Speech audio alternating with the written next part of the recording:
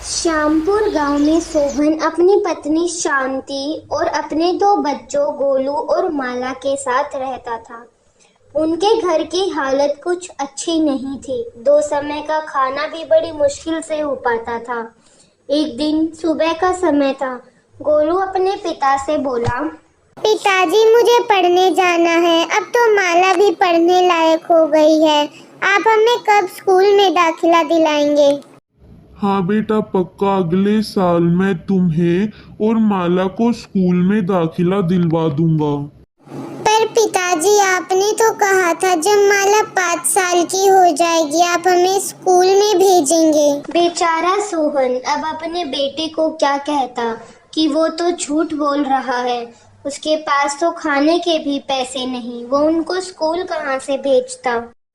उसी वक्त शांति वहाँ आती है और सोहन से कहती है, आज आपको जंगल नहीं जाना है क्या? देखिए ना, सूरज सर चढ़ाया है, फिर खाने की चीजें ढूंढने में भी समय लगेगा। हाँ हाँ शांति, मैं जाता हूँ, तुम बच्चों का ध्यान रखना। इतना बोलकर सोहन वहाँ से जंगल की तरफ निकल पड़ता है। गोलू बेटा जाओ और माला के साथ खेलो, जब तक मैं घर का काम कर लेती हूँ। इतना बोलकर शांति घर के कामों में लग जाती है और गोलू माला के साथ खेलने लगता है। वहीं जंगल में सोहन को एक केले का पेड़ मिलता है। सोहन केले लेने के लिए जैसे ही पेड़ पर चढ़ता है उसका गलती से पैर फिसल जाता है। पता नहीं वो अब तक घर क्यों नहीं आए हैं, शाम होने आई है। शांति से अब सब्र नहीं हो रहा था। वो सोहन को ढूंढने निकल पड़ती है। चलते चलते वो देखती है कि पेड़ के नीचे कोई गिरा हुआ है और जब शांति उसके पास जाती तो वो कोई और नहीं बल्कि सोहन ही होता है। शांति सोहन को उठाने की बहुत कोशिश करती है पर सोहन कुछ नहीं बोलता। आखिर शांति सोहन को जैसे तैसे कर घर ले ही आती है। माँ, पिताजी को क्या हुआ है? हाँ माँ, पिताजी को क्या हुआ है? वो कुछ बोल क्यों नहीं रहे हैं?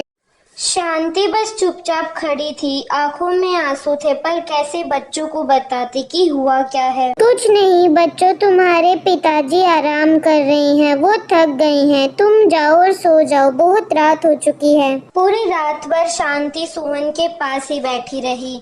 अगले दिन सोहन अपनी आंखें तो खोल लेता है और उठकर खटिया पर भी बैठ जाता है, पर उससे चला नहीं जाता।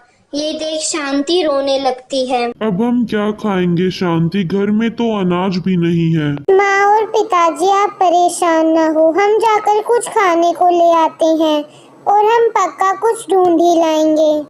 सोहन और शांति उनको जाने तो नहीं देना चाहते थे पर मजबूरन वो कुछ नहीं कह सके। फिर गोलू और माला जंगल की तरफ निकल पड़े। अब चलते चलते गोलू और माला थकने लगते हैं और वो एक पेड़ के नीचे रुक जाते हैं। भैया हमें तो खाने के लिए कुछ भी नहीं मिला, अब हम क्या करेंगे? गोलू और माला रोने लगते हैं। उसी पेड़ के ऊपर बैठी एक जादुई चिड़िया उनकी ये सारी बातें चुपचाप सुन रही होती है और वो उड़कर उनके पास आती है। तुम दोनों को क्या हुआ है? तुम रो क्यों रहे हो? गोलू और माला उस चिड़िया को बोलते देख एक बार तो हैरान हो जाते हैं, पर फिर वो चिड़िया को सारी बातें बता देते हैं। लो ये घड़ा ले जाओ, तुम इससे जो कुछ मांगोगे वो ये घड़ा तुम्हें दे देगा, पर याद रखना कभी लालच मत करना। फिर माला और गोलू मिलकर घड़े को घर ले आते हैं और अपनी माँ से सारी बातें बता देते हैं। ये जादुई चिड़िया के घड़े मेरे पिताजी को ठीक कर दो। गोलू के इतना बोलने की ही देरी थी कि सोहन अपने पैरों पर फिर से चलने लगता है। अगर आप लोग भी चाहते हैं कि मैं आपको भी आकर एक जादुई घड़ा देकर जाऊं, तो कमेंट करके जरूर बताइए और वीडियो को लाइक भी करें।